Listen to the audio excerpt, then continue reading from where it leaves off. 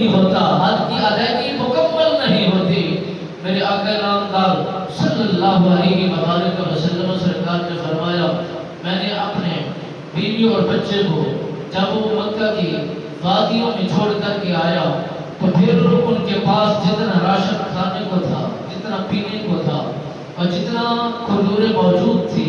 ساری چیزیں تناول ہونے کے باوجود سب وہ ختم ہو گئی۔ آخر کا جتنا بھی ساز و سامان ہو اس کے ساتھ جمع اور نہ کیا جا رہا ہو، اور جتنا بھی اکٹھا کیا ہوا مال و متاع رکھا جاتا ہے، آخر ایک نہ ایک دن اس نے کنارہ کرنا ہی کرنا ہے، ختم ہونا ہی ہونا ہے۔ جناب حضرت اسماعیل ذبیح اللہ، ابھی ان کا بچپن ہی ہے، والدہ محترمہ نے دودھ پلایا، کھجوریں کھا کر گزارا کیا اور پانی پیتے رہے، غذا تناول کرتے رہے۔ غذا کا انتخاب، غذا کی اختتامی صورتحال پیدا ہو گئی، اور جو مشروبات ان کے پاس تھے، جو کھانے کی اشیاء موجود تھی، جو پینے کے وسائل ان کے پاس موجود تھے،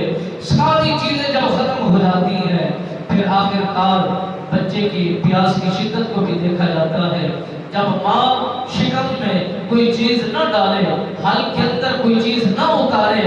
اور اس کی غذا اچھی نہ ہو، اس عورت کا دودھ نہیں بنتا اور اس کی باڈی کام کرنا چھوڑ جاتی ہے، اور اس کی بھوک اور پیاس کی شدت اس کے جسم پر اتنا اثر انداز ہوتی ہے کہ اس کا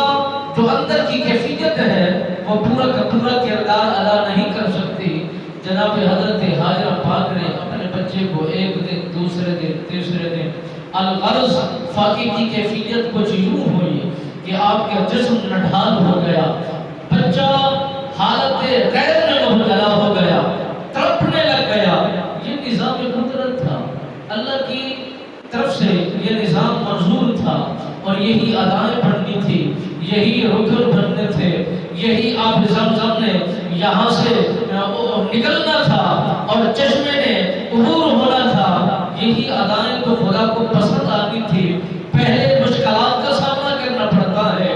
اور پھر امتحانات دینے پڑتے ہیں، اس کے بعد خوشخبریاں سنائی جاتی ہیں۔ جناب حاجرہ پاک علیہ رضی اللہ، حضرت حاجرہ پاک سرکار نے جب اپنے لب